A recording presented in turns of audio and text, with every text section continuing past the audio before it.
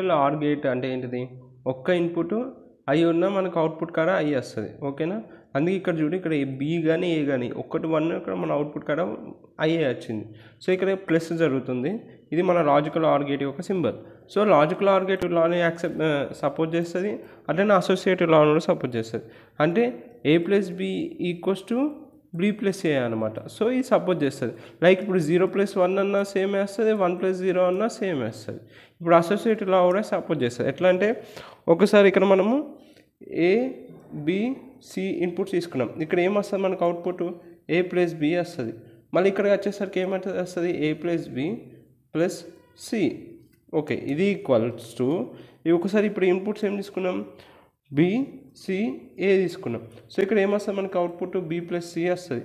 So ఇక్కడ వచ్చేసరికి ఏమొస్తుంది output B plus C plus A వస్తుంది.